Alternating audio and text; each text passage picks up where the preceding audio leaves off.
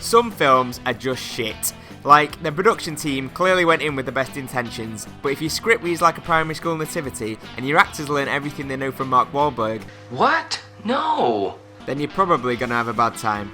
There are some films, though, that are so bad they end up being entertaining. Like a rubbernecking commuter watching a smouldering Vauxhall Corsa turn to ashes on the hard shoulder. You just can't take your eyes off the hypnotic disaster that's unfolding before you. I'm Faz, this is Cult Fiction, and here are 5 utterly terrible films that you need to see before you kick the bucket.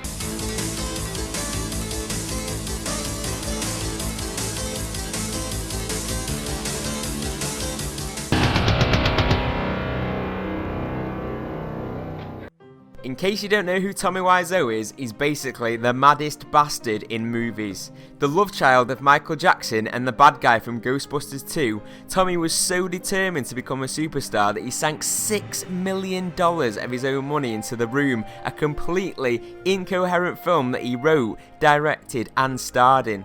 The most gloriously ridiculous movie of all time, The Room combines acting like this... I did not hit her. It's not true. It's bullshit. I did not hit her. I did not.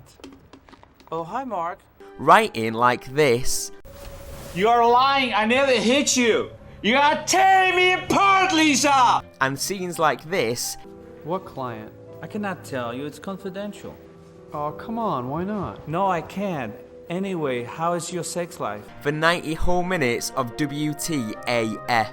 From unresolved plotlines to inexplicable ball games, I've watched it 7 times and I'm still not sure what it's about. Movies like this are the product of directors whose parents didn't tell them they should quit while they were ahead. But I'm kinda glad no one ever stopped Tommy, because otherwise we wouldn't have this piece of shit to laugh at.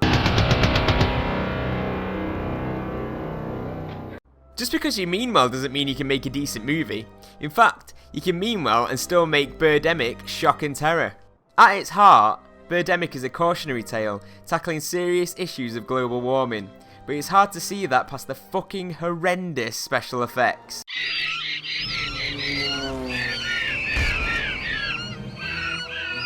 In this film, birds hate global warming so much that they decide to attack all of civilization, dive bombing into gas stations and cars with comical sound effects.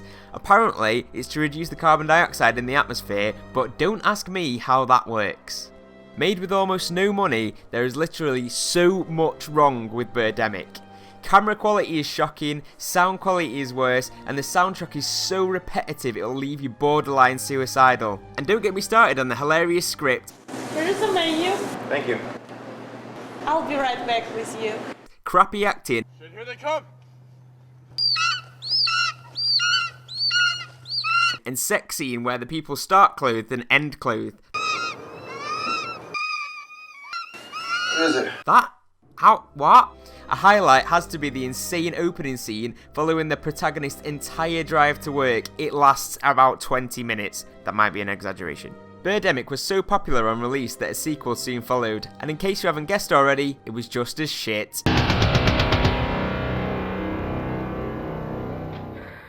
Often referred to as the best worst movie thanks to the documentary of the same name, Troll 2 is undeniably bollocks.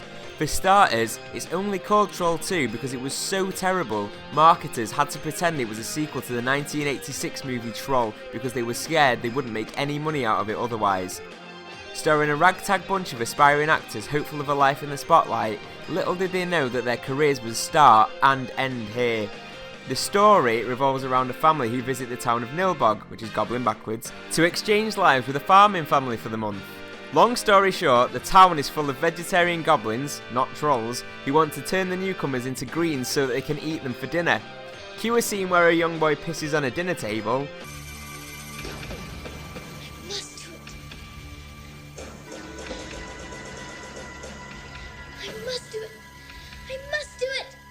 A scene that finally explains what inspired my favourite Mark Wahlberg performance.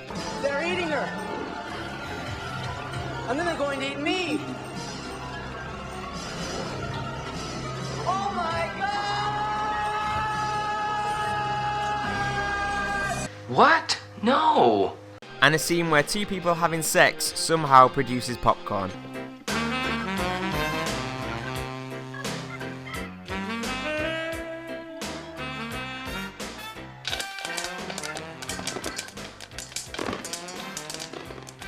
To be honest, you don't even have to watch the film now, that's pretty much everything. Samurai Cop! If you haven't seen Samurai Cop yet, get it watched. It's the most unintentionally hilarious piece of shit you're ever gonna see in your goddamn life. Joe Marshall is a half man, half samurai, all-American cop who's drafted in by the LA Police Department to help bring the notorious Japanese katana gang to justice. In case you don't know what a katana is, it means Japanese sword. I don't really know where to start with this one. I mean, the actors sound half pissed. Are you Fujiyama? There's a spot of casual racism every now and then. Captain Roma's gonna burn my ass. Yeah, he's gonna burn it. Charcoal black. It is black. Right on. And there's this guy doing this face. Some Oscar-winning shit right there. And it's not just the acting that's absolutely terrible. The script is so fucked up, it would genuinely have you lost for words. I mean, when the fuck would this conversation ever take place in real life? Have you been circumcised? Yeah, I have. Why? Well, your doctor must have cut a big portion of it off. That? How? What? If you want to know what Samurai Cop's like in a nutshell, just imagine 90 minutes of people saying shit like that, mixed in with the most cringe sex scenes that could only get more awkward if your mum walked in while you were watching him. One of my favourite things about this film is that the main actor, Matt Hannon, thought that they were finished shooting, chopped off all of his hair, and then they called for reshoots on some of the scenes. So, to cover up his new look, he had to wear a really shit wig with a really, crappy cap on top of it to keep it from falling off, and it looks absolutely ridiculous. Samurai Cop is by far one of the best bad movies of all time. It's got such a cult following that a sequel recently got kick-started, but rather than being so bad it's funny, it's just really shit. So I wouldn't bother with it, to be honest with you.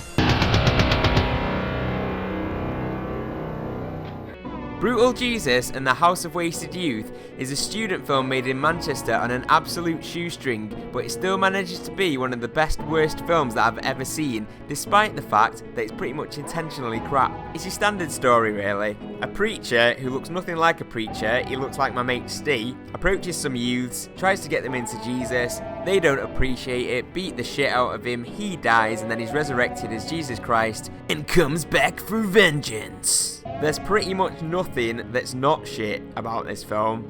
You can't understand what anyone's saying because the sound quality is horrendous. It's so badly filmed it looks like it was done on a Nokia 3210. And the plot is basically just Jesus going to a house and killing a load of druggies. That's pretty much it. I'm probably the luckiest person in the world because I own the only copy to be signed by Jesus himself. And I'm really sorry, but it's not for sale. What's your favourite shitty movie? Let us know in the comments, and don't forget to like this video and subscribe to Cult Fiction for more stuff like this.